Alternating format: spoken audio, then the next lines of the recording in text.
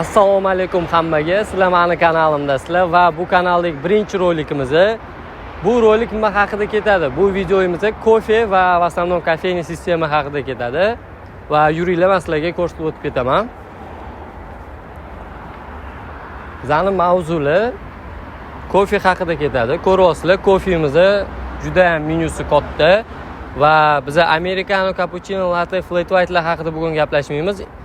Именно biz espresso haqida gaplashamiz. Espressoning narxi bu yerda 19 ming so'm. Va qaranglar, nimaga espresso narxi 19 ming? Uni millilitr 40 millilitr bo'ladi, двойной espressoni. Va shu 40 millilitrga men 19 ming to'laymanmi deb savol berayotgan insonlar bo'lishi mumkin. Va Toshkentda, biz hozir Toshkentdamiz va bunaqa insonlar juda ham ko'p bo'ladi. To'g'ri savol berishadi. Men kofeyniyaga borib 19 ming kofe ichamanmi? Nimaga bunaqa ichaman? Undan ko'ra magazindan 2000 ga olganim yaxshi. Kofe, qora kofe ichaman. U ham qora kofe, bu ham qora kofe deganlarga. Qaranglar. Men sizlarga hozir ma'lumot berib o'tib ketaman. Siz magazindan olib ichadigan kofengiz 90% naturalniy emas. Unda atiga 20% mi, undan ham kam kofe sodерживать qiladi. U ham naturalniy kofe hisoblanmaydi. Kofeyniyadagi kofelar 99% naturalniy bo'ladi. Men sizga aytib o'tganim, bugungi temamiz bo'yicha espresso 99% naturalniy. Uni tayyorlanishi ham kofe zernadan qilinadi, maydalanadi va kofe mashinkaga qo'yib, kipitok qaynoq suv bilan birga o'sha kofe aralashtirib chiqariladi. U juda ham organizmga foydali va zararli tomonlari juda ham kam. Magazindan olib ichadigan kofelar, uni ichida saxir juda ham ko'p bo'ladi. Men kichkina paketikda sizlarda saxir bilasizlarmi, 2 qoshiqmi, 3 qoshiqdan ko'p bo'ladi. Va saxir juda ham organizmga yomon влиять qiladi. Ichida ximiya ko'p va quruq sut. Quruq sutni bilasizlar. U quruq sut naturalniy sut hisoblanmaydi. Keyingi roliklarimizda cappuccino, flat white, latte haqida hammasini sizlarga ko'rsataman va qanday tayyorlanadi va uni sostavlarini ko'rsataman. U foydali va naturalniy va uni ichgan odam o'zini energiyasini bodriroq bo'ladi, uyquni qochiradi. Asli ichadigan kofelar uyquni qochiradi, 1 soatdan keyin yana uyqinglar keladi. O'zingizlar sezganmisizlar bilmayman, lekin u fakt. Ichida naturalniy bo'lmaganligi uchun siz o'zingizni shuna his qilasiz. Hozir endi sizlar bilan ichkari kiramiz-da. Bizani barista bilan gaplashamiz. Ketdik kofeyniya ichiga.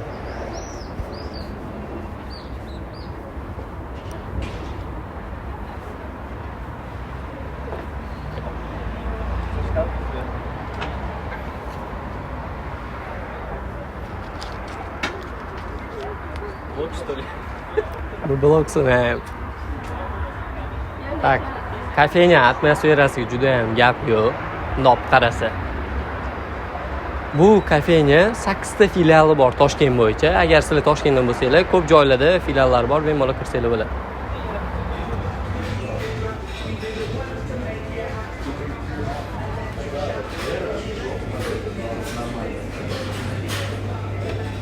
Qaranglar. Bu zavideniyada ham mana sizlarga ko'rsatib o'taman. Espresso 19 ming. Ko'p insonlar kofe bo'ladi va o'shani espresso bo'ldi, zo'r kofe, mana oddiy uyda qilinadigan kofe deb o'ylaysizlar va ularga olib kelishgandan keyin 40 millilitr bo'lganligi uchun savol berishadi. Nimaga unaqa kam? Keyin ichganda achchiq bo'ladi. Men sizlarga uni hozir tushuntirib beraman. Bu kofening o'zi sutsiz, hech narsasi suvsiz. O'shaning uchun ko'p insonlar icha olmaydi. Uni tayyorlanishini ko'rsatib o'tib ketamiz.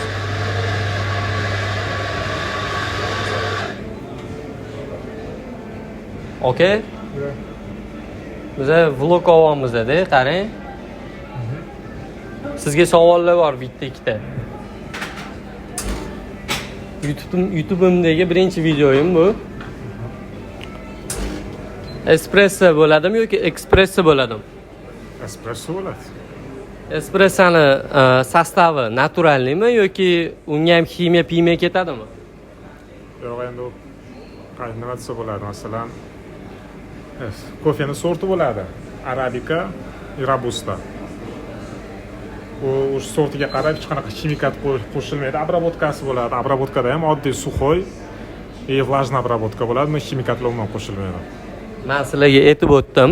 Magazindan oladigan kofelardan bu 99% naturalniy, 100%, endi 100% narsa o'zi bu dunyoda yo'q. Bularni kofelari. Kelinglar, hozir sizlarga ko'rsatib o'tib ketaman. Aytib o'tgandek, bizada kofeni sortlari bor. Bularda sorti 100% arabika. Va u arabika davlatlarga bo'linadi. Qaranglar. Bularda Medlands firmasi olib kelib beriladi. 100% arabika. Uganda bilan Braziliya. Ko'ryapsizlar. Ikkita shahari, ikkita davlatniki, lekin sostavi 100% arabika.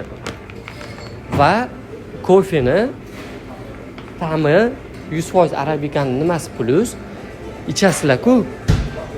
Naturalniy kofe, prям kofeni achchiqligi kelinadi. U achchiq bo'lmaydi, o'zi gorki shokolad bor-ku, o'shani ta'mi keladi.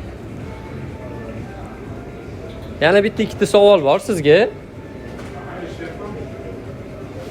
Hamma kofeni ishlatasizlar-ku. Cappuccino, latte, o'shalar bo'yicha savol. Sizlar unga suxoy sut ishlatasizlarmi yoki rostakani sut ishlatasizlarmi? Yani suxoy sut ishlatishimiz mumkin, hozir emas. Hozircha bizda обычный молоко. Hazillashdim, bu yumor edi. Ular haqida keyingi roliklarda sizlarga aytib ketamiz va yaqinroq ko'rsatamiz. Qaranglar, kofe molka turibdi, ko'rdinglarmi? O'sha kofe molkaning ichida, tepasida, bankasida kofe turibdi, zyornasi. Kofe zyorna o'shdan maydalanib, kukunga o'xshab mayda bo'lib chiqadi. Va mana bu kofe mashinkada shu kofe mashinkaga holderga solinadi, ezg'ilanib temperovka deyiladi. U ezg'ilanish u sal dehqonroq bo'lib qoldi. Temperovka qilinadi-da va kofe mashinkaga qo'yiladi. Kofe mashinkadan suv chiqadi, qaynagan suv va o'sha suv bilan birga kofe chiqadi. Men o'zim kofe sistemada kafeniyada barista bo'lib ishlaganman. 2 yildan ko'p ishladim. Va boshiga sizlarga shu ma'lumotni aytib o'tmoqchiman. Keyinchalik keyingi roliklarimizda faqat kofe mavzusida va muzdek kofe haqida, mana hozir havo issiq, холодный kofe bor, kofe bilan aralashli, morojniy aralash, shunaqa kofelar bor. Hammasini batafsil keyingi roliklarda sizlarga chiqaramiz. Mana shu bizning obzorlar hammasi BNBda bo'ladi va bu BNBda nimaga BNBda olaman? Sababi chunki aytib o'tganimdek, bularda 100% arabika. Ko'p joyda 100% arabika ishlatishmaydi. Hamma o'zini zyornasini yaxshi deydi. Ularniki ham naturalniy, lekin zuv xalaq berib qoladi, mayli. Lekin aytib o'taman, 100% arabika ko'pincha kofe zyornani his qilishga, kofening ta'mini his qilishga yordam beradi. 70 ga 30 bor. O'sha arabikasi 70% deylar bor, ular ham yomon emas, lekin sizlarga aytganim 100% arabikaliklar juda ham zo'r ta'mga ega bo'ladi. Va sizlarning savolinglar bo'lsa, odzivlar bo'lsa, bemalol kommentariyaga qoldiraverasizlar. Sizlar bilan mana atmosfera juda ham zo'r. Bunaqa atmosferada maza qilib, sizlar kelib kofe ichib va kofeni ta'miga his qilishga yordam beradi. Короче, vaqtmak, tema tugadi. Va eng zo'rini sizlarga aytaman. Desertlar. Kofe bilan desertlar juda ham zo'r ketadi. Sizlarga agar qiziqarli bo'lsa, mana birinchi rolikimdan keyin sizlar kommentariyada davom ettirish haqida yozsanglar, bunaqa tema, bunaqa mavzu sizlarga qiziq bo'lsa, bu safar qisqa qilib to'liq ma'lumot aytib o'tolmadim. Agar sizlarga juda ham qiziq bo'lsa va shu mavzu bo'yicha, kafein tizim bo'yicha nimaga odamlar, nimaga qizlar, nimaga boy odamlar kafeinaga kelishadi, shunaqa mavzular qiziqarli bo'lsa, keyingi videolarni chiqaramiz va ularda batafsil hamma narsani detal aytib beramiz. Hozircha shu ma'lumot yetarli deb o'ylayman. Agar sizga yoqqan bo'lsa, podpisatsiya qilib qo'ying, bo'ldi. Qiyin emas menimcha. To'g'rimi aka? Bizani rolikka yana nima gapirib o'tib ketmoqchisiz?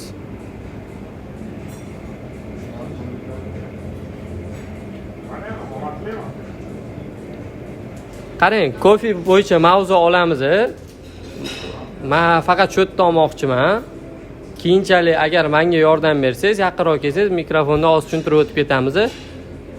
Agar keyinchalik yordam beramiz, bo'ldi, sizni odamlarga tushunishiga yordam beraman va ko'rsatib beraman desangiz, siz bilan keyingi videolarni birgalikda olib ketamiz.